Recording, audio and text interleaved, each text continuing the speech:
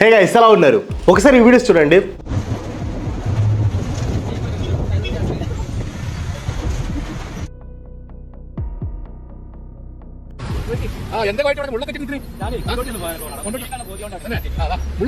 ఈయనైతే next level అసలు. പ്രത്യേകം സൂചിപ്പിക്കുന്നത് കേരളത്തിലെ സർക്കാർ സംവിധാനത്തോടും അതിലുപരി കേരളത്തിന്റെ ഗതാഗത മന്ത്രി പ്രിയപ്പെട്ട ഗണേഷ് കുമാർ സാറിനോടുമാണ്. പൊതുഗതാഗത സംവിധാനങ്ങളിൽ പുരുഷന്മാരായുള്ള ഞങ്ങൾ പോലുള്ള പാവങ്ങളെ സംരക്ഷിക്കാൻ ഒരു ബാരിക്കേഡ് സംവിധാനമെങ്കിലും.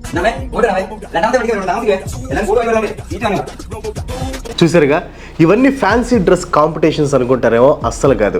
కేరళలోని గవర్నమెంట్ బస్సులో మిస్బిహేవ్ చేశాడు అనే ఎలిగేషన్స్ని తట్టుకోలేక ఆత్మహత్య చేసుకుని చనిపోయిన దీపక్కి సపోర్ట్గా అతని మీద వచ్చిన ఎలిగేషన్స్ని వ్యతిరేకిస్తూ కేరళలోని మగవాళ్ళు తమ స్టైల్లో చేస్తున్న నిరసన ఇది. అయితే ఫెమినిస్టులు మాత్రం ఈ నిరసనల్ని ఖండిస్తున్నారు. ఇన్ఫ్యాక్ట్ ఈ ఇష్యూ మీద మొత్తం సోషల్ మీడియా అంతా డివైడ్ అయి ఉంది. సగం మంది దీపక్కి సపోర్ట్ చేస్తుంటే ఇంకొంతమంది దీపక్ చస్తే చచ్చాడు, షిమ్జిత చేస్తుంది కరెక్ట్ అన్నట్లు మాట్లాడుతున్నారు. సో ఎవరు కరెక్ట్? ఈ కేసులో వచ్చిన కొత్త ట్విస్ట్ ఏంటి, ఈ కేసులో వచ్చిన డెవలప్మెంట్స్ ఏంటో ఈ రోజు వీడియోలో మనం క్లియర్గా మాట్లాడుకుందాం. ఈ ఇష్యూ గురించి నేను ఆల్రెడీ ఒక డీటెయిల్డ్ వీడియో చేశాను. ఒకవేళ మీరు ఆ వీడియో మిస్ అయ్యి ఉంటే ఖచ్చితంగా చూడటానికి ట్రై చేయండి. దీపక్ ఆత్మహత్య చేసుకుని చనిపోయిన తర్వాత పోలీసులు అన్యాచురల్ డెత్ అని కేసుని రిజిస్టర్ చేశారు. ఆ తర్వాత దీపక్ చనిపోవడానికి కారణం 35 సంవత్సరాల షిమ్జిత ముస్తఫా అని దీపక్ ఫ్యామిలీ వాళ్ళు కంప్లైంట్ ఇవ్వడంతో పోలీసులు షిమ్జిత మీద సెక్షన్ 108 అబెట్మెంట్ ఫర్ కింద కేసు నమోదు చేశారు. అబెట్మెంట్ ఫర్ సూసైడ్ అంటే షిమ్జిత యాక్షన్స్ వలన దీపక్ ఆత్మహత్య చేసుకున్నాడు అని పోలీసులు భావిస్తున్నారు. జనవరి 28న షిమ్జిత కులికోడి డిస్ట్రిక్ట్ మెజిస్ట్రేట్ కోర్టులో యాంటిసిపేటరీ బెయిల్ని ఫైల్ చేసింది. అయితే పోలీసులు షిమ్జిత మీద బుక్ చేసిన సెక్షన్ 108 అనేది నాన్ బెయిలబుల్ అనమాట. సో దాంతో పోలీసులు షిమ్జితని అరెస్ట్ చేయడానికి ట్రై చేశారు. కానీ షిమ్జిత దొరకలేదు. ఆమె హస్బెండ్ ఫారిన్లో ఉన్నాడు. తాను ఫారిన్ వెళ్ళే ఛాన్సెస్ ఉన్నాయని భావించిన పోలీసులు షిమ్జిత కోసం లుకౌట్ నోటీస్ కూడా రిలీజ్ చేశారనమాట. లుకౌట్ నోటీస్ అంటే ఏంటో నేను ఇంతకుముందు అన్వేష్ అరెస్ట్ గురించి చేసిన వీడియోలో ఎక్స్ప్లెయిన్ చేశాను. షిమ్జిత దేశాన్ని వదిలి పారిపోతుంది అది ఇదని రూమర్స్ కూడా వచ్చాయి. బట్ జనవరి 21న షిమ్జిత తన సిస్టర్ ఇంట్లో ఉన్నట్లు పోలీసులకు ఇన్ఫర్మేషన్ వచ్చిందనమాట. వెంటనే పోలీసులు ఆమెని అరెస్ట్ చేసి కోర్టుకు తీసుకుని వెళ్లారు. కోర్టు షిమ్జితకి 14 రోజులు రిమాండ్ విధించిందనమాట. దీపక్ విషయంలో సోషల్ మీడియానే తీర్పిచ్చేస్తుంది, కానీ పోలీసుల ఇన్వెస్టిగేషన్ అలా ఉండదు కదా. సో పోలీసులు ఈ కేసుని చాలా సెన్సిటివ్గా అండ్ డీప్గా ఇన్వెస్టిగేట్ చేస్తున్నారు. షిమ్జిత మొబైల్ని హ్యాండ్ ఓవర్ చేసుకున్నారు. మీరు కానీ గమనిస్తే షిమ్జిత అప్లోడ్ చేసిన వీడియో ఎడిట్ చేసినట్లు ఉంటుంది, లైక్ మధ్యలో కట్ చేసినట్లు లేదా పాస్ చేసి మళ్ళీ రికార్డ్ చేసినట్లు. సో షిమ్జిత మొబైల్ నుంచి ఫుల్ ఒరిజినల్ వీడియో రికవర్ చేయడానికి ట్రై చేశారు. అలా రికవర్ చేసి ఇనిషియల్ ఇన్వెస్టిగేషన్ చేసిన తర్వాత కోనమంగళం కోర్టు పోలీసులు తమ రిమాండ్ రిపోర్ట్ని సబ్మిట్ చేశారు.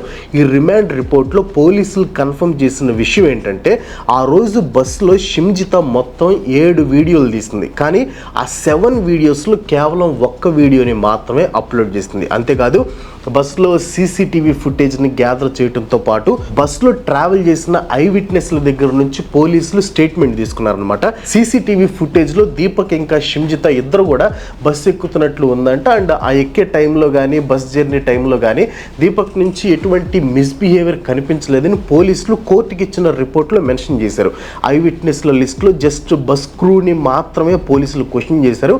అండ్ వాళ్ళు కూడా బస్సులో ఎటువంటి సెక్షువల్ హెరాస్మెంట్ జరగలేదని చెప్పినట్లు పోలీసుల రిపోర్ట్లో మెన్షన్ చేశారనమాట. ఈ రిపోర్ట్లో పోలీసులు మెన్షన్ చేసిన ఇంపార్టెంట్ పాయింట్ ఏంటంటే షిమ్జిత వీడియో అప్లోడ్ చేయటం వల్లనే దీపక్ మెంటల్ స్ట్రెస్ ఇంకా పబ్లిక్ షేమ్కి గురయ్యి తన ప్రాణాలని తీసుకున్నాడు. అంటే పోలీసుల దృష్టిలో దీపక్ మరణానికి కారణం షిమ్జిత అప్లోడ్ చేసిన వీడియోనే.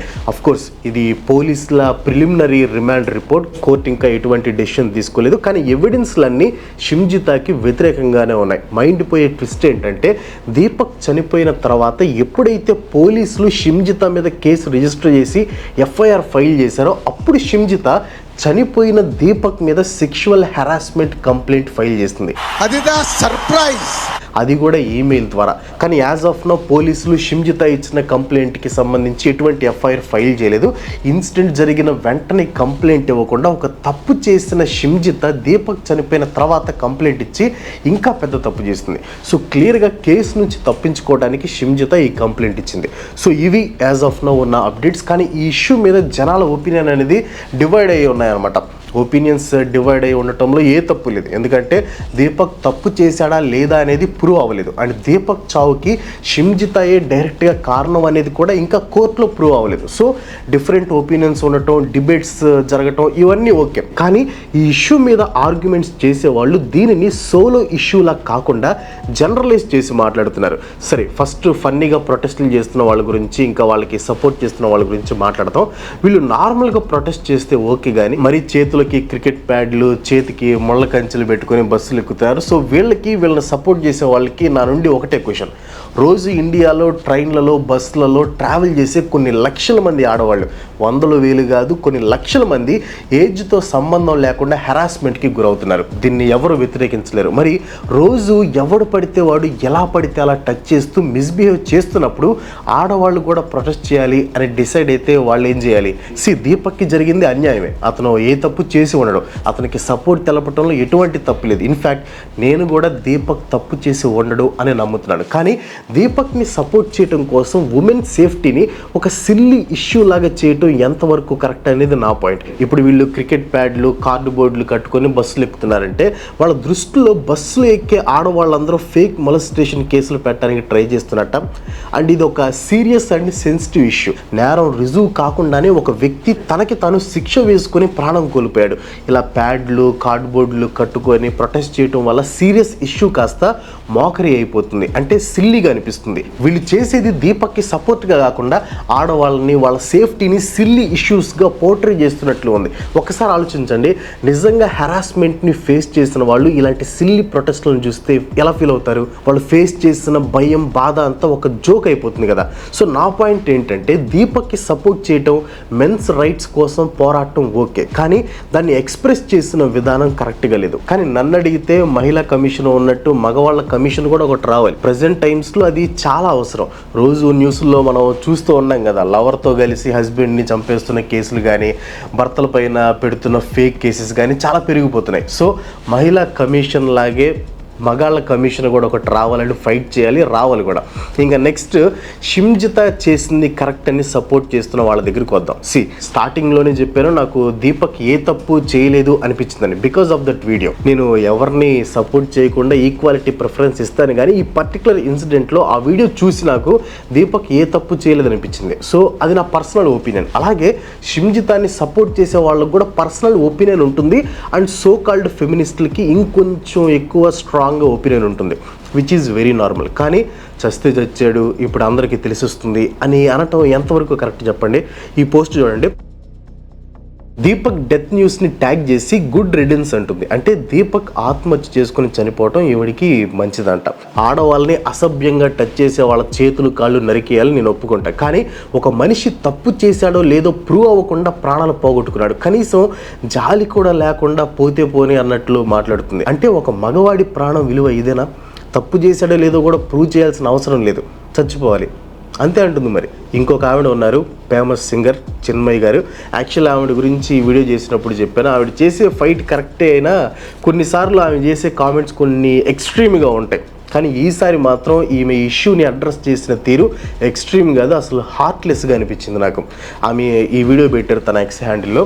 ఈ వీడియో పెట్టి, ఈ వీడియోలో మిస్బిహేవ్ చేస్తున్న వాడు చనిపోతే కూడా తప్పు ఆ వీడియోలో హెరాస్ చేయబడిన లేడీదేనా అని క్వశ్చన్ చేశారు చిన్మయి గారు. నిజానికి నాకు అసలు ఇది చదివాక కోపం రాలేదు, కానీ బాధేస్తుంది. సరే, ఆవిడ పాయింట్లోనే అడుగుతాం. ఆ వీడియోలో ఆ ఎదవ మిస్బిహేవ్ చేశాడు, క్లియర్గా ప్రూవ్ అయింది, పోలీసులు వాడిని అరెస్ట్ కూడా చేశారు. మరి దీపక్ని తీసిన వీడియోలో అతను తప్పు చేసినట్లు ప్రూఫ్ లేదు. ప్రూఫ్ ఉంటే అసలు ఇంత డిబేట్ కూడా అవసరం లేదు. ప్రూఫ్ లేదు, నేరం ప్రూవ్ కాకుండా చనిపోయాడు అనే కనీసం జాలి కూడా లేకుండా చిన్మయి ఇలాంటి పోస్ట్ పెట్టడం నిజంగా హార్ట్లెస్ అని నా ఒపీనియన్.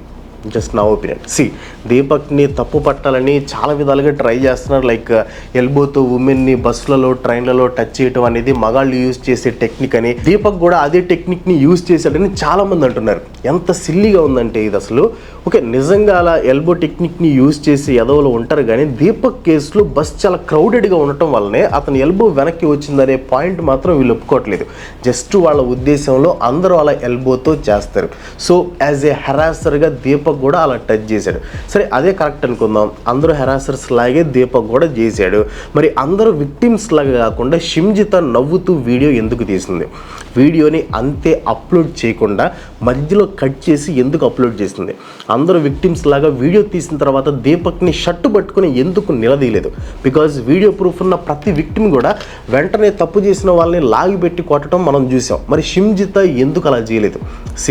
ఒక స్ప్రైట్ తాగితే ఇలాంటి ఆర్గ్యుమెంట్లు 100 చేస్తా, కానీ ఇక్కడ ఆర్గ్యుమెంట్ గెలవటం మ్యాటర్ కాదు, నిజమేంటో తెలుసుకోవటం ముఖ్యం. అండ్ ఇది చెప్పిన తర్వాత నా రియల్ లైఫ్ ఇన్సిడెంట్ ఒకటి గుర్తొచ్చింది. నేను మా తమ్ముడు ఒకసారి హైదరాబాద్ కోటికి వెళ్ళాం అనమాట. సో నేను వాడు మామూలుగా నడుస్తూ ఉన్నాం. అక్కడ ఒక లేడీస్ డ్రెస్ షాప్ ఉందనమాట. నేను మా తమ్ముడికి చూపిస్తున్నా, అరే ఆ డ్రెస్ బాగుంది కదా అని ఇట్లా చూపించి ఇట్లా అన్న. వెనక నుంచి ఒక అమ్మాయి వచ్చింది. నేను ఎట్లా అన్న ఇటు చేయది, ఆ అమ్మాయికి తగిలింది.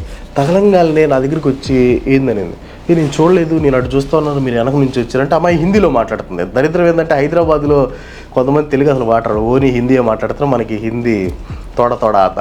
సో తగలంగానే లేదు ఐ డెంట్ సీ యూ అని చెప్పా, సారీ అని చెప్పా. సో తప్పు నాది కాకపోయినా సారీ అని చెప్తే ఆ అమ్మాయి ఉంది తెలుసా, నేను చంప మీద ఒకటి కొట్టి సారీ చెప్తాను ఓకేనా. ఉరిదేంద్రా నేను అటు చూస్తున్నాను, నువ్వేం వెనక నుంచి వచ్చేసావు, నాకు ఎలా కనపడిద్ది అంటే కొంచెం సీరియస్గా చూసి వెళ్ళిపోయింది. ఆ రోజు మా టైం బాగుంది అనుకో, లేకపోతే పక్కన ఎవరైనా పిలిచి కొట్టించేది. అక్కడ ఎవరు మమ్మల్ని నమ్మరు కూడా, నిజంగానే మేము టచ్ చేసాం అనుకుంటారు. ఎందుకంటే అక్కడ ఎవరు చూడలేదు, ప్రూఫ్ లేదు. ఏదైనా సీసీటీవీ పోలీస్ స్టేషన్కి వెళ్తే సీసీటీవీ ఫుటేజ్ చూసి ఓకే ఇది కరెక్టే కాదా అని ప్రూవ్ చేయొచ్చు. కానీ అప్పటికే ఘోరం జరిగిపోయింది కదా, అంతమంది ముందులో మమ్మల్ని కొట్టి మా పరువు అంతా పోయేది. సో నేనే సారీ అండి నేను చూడలేదు, జస్ట్ అట్లా తగిలిపోయింది, మీరు అనుకుని నుంచి వచ్చారు కదా అని. సరే ఆ అమ్మాయి ఏదో వదిలేసి వెళ్ళిపోయి, కానీ గట్టిగానే మాట్లాడింది, పెద్ద గడిచింది, నేను చంపదెబ్బు కొట్టి చూడలేదు సారీ అని చెప్పి ఒప్పుకుంటాను అని. సరే ఏదో ఒకటి అయిపోయింది పానీలేమో. మా తమ్ముడు కూడా పక్క నుండి లేదు చూడలేదు, మేము ఇటు చూస్తూ ఉన్నాం అని చెప్పాడు. సో కొంచెంసేపటికి ఎవడో కూడా ఇచ్చాడు, కొడతారు అడుగున్నాం, కానీ ఏదో మొత్తానికి టైం బాగుండి అటు పోయింది. సో ఇట్లాంటివి జరుగుతూ ఉంటాయి అనమాట. ఇక్కడ ఏంటి, ఇన్ కేస్ ఆ అమ్మాయి పెద్ద గొడవ చేస్తే అందరూ వచ్చి నన్నే కొట్టేవాళ్ళు, ఎందుకంటే నేనే తప్పు చేశాను అనుకునేవాళ్ళు. అక్కడ నా తప్పు లేకపోయినా వాళ్ళు నేనే తప్పు చేసావు అనుకునేవాళ్ళు. సో ప్రజెంట్ సిచ్యువేషన్ సమాజం అలా ఉందన్నమాట. సరే దాన్ని పక్కన పెట్టండి. ఇప్పుడు బేస్లెస్గా ప్రూఫ్స్ లేకుండా దీపక్ది తప్పు అంటున్న వాళ్ళకి ఒక ఇన్సిడెంట్ చెప్తాను చూడండి. 1 year బ్యాక్ ఇలాంటి బస్సులోనే దీపక్ వెళ్తున్నప్పుడు పక్కనే పీరియడ్ క్రాంప్స్తో బాధపడుతున్న ఒక అమ్మాయికి హెల్ప్ చేశారంట. ఆ అమ్మాయి బాధతో ఉండటం గమనించిన దీపక్ ఆమెతో మాట్లాడి తన దగ్గర ఉన్న పారాసిటమాల్ టాబ్లెట్ ఇచ్చాడంట. అంతేకాదు ఆ అమ్మాయి ఎగ్జామ్స్ విషయంలో భయపడుతుంటే ఎందుకు భయపడుతున్నావు, ఎంత ఏజ్ వచ్చినా నేను కూడా లైఫ్లో స్ట్రగుల్ అవుతూ ఉన్నాను, స్ట్రగుల్ అనేది కామన్, లైఫ్ అంటే ఇంతే అని ధైర్యం చెప్పాడంట. ఈ స్టోరీ ఎంతవరకు నిజమో నాకు తెలియదు, బట్ సోషల్ మీడియాలో బాగా వైరల్ అవుతుంది. అండ్ యాక్టర్ హరీష్ ఈ స్టోరీని రివీల్ చేశారు అనమాట. దీపక్ చనిపోయాక ఈ స్టోరీ బయటకు వచ్చింది. సో అటు ఇటు కాకుండా ఉన్న వీడియోని చూసి దీపక్ ని విలన్ అని ముద్ర వేసిన వాళ్ళు ఇప్పుడు ఈ ఇన్సిడెంట్ విని ఏమంటారు?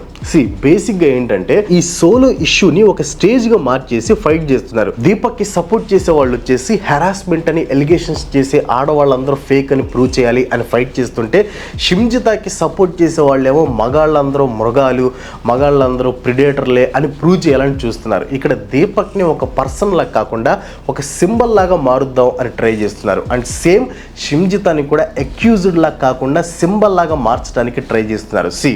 న్యాయం అనేది జనాలకి వస్తుంది, సింబల్స్కి రాదు. నాకు అర్థం కాని విషయం ఏంటంటే అక్కడ 2 విషయాలు ఒకేసారి జరుగుండొచ్చు కదా అనే పాయింట్ని ఎవరు రైజ్ చేయట్లేదు. ఆ 2 విషయాలు ఏంటంటే దీపక్ తనకి తెలియకుండా ఎల్బోతో షిమ్జితాని టచ్ చేసి ఉండొచ్చు. At the same time as a ఉమెన్గా షిమ్జిత దాన్ని సెక్షువల్ మిస్కండక్ట్గా ఫీల్ అయి ఉండొచ్చు.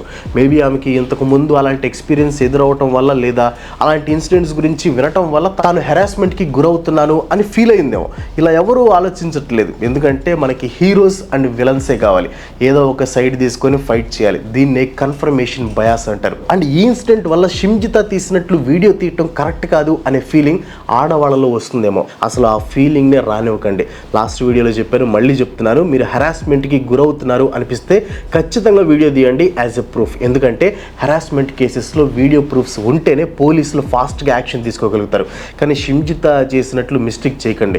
షిమ్జిత పోలీసులకి కంప్లైంట్ ఇవ్వకుండా వీడియోని సోషల్ మీడియాలో అప్లోడ్ చేస్తుంది. సో అప్పుడు ఆ వీడియో ఎవిడెన్స్ అవ్వలేదు, ఎలిగేషన్ అయింది. ఎలిగేషన్కి ఎవిడెన్స్కి మధ్యలో చాలా తేడా ఉంటుంది. Court runs on evidence not on emotions. అందుకే ఇప్పటికీ కూడా దీపక్ తప్పు చేశాడా, షిమ్జిత్ తప్పు అని మనం డిక్లేర్ చేయలేం.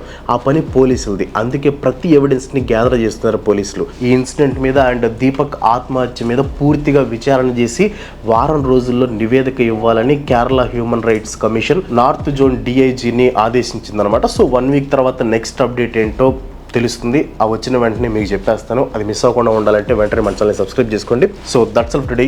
ఈ వీడియో మీద మీ ఒపీనియన్ అంటే కింద కామెంట్లో ఖచ్చితంగా పోస్ట్ చేయండి. వీడియోకి ఒక లైక్ కొట్టి మీ ఫ్రెండ్స్ అండ్ ఫ్యామిలీకి షేర్ చేయండి. ఇలాంటి వీడియోస్ మళ్ళీ నాకు సపోర్ట్ చేయాలనుకుంటే వెంటనే మన ఛానల్ సబ్స్క్రైబ్ చేసుకోండి. ఇంకో మంచి చెప్తాం. మళ్ళీ కలుసుకుందాం. సెలవు.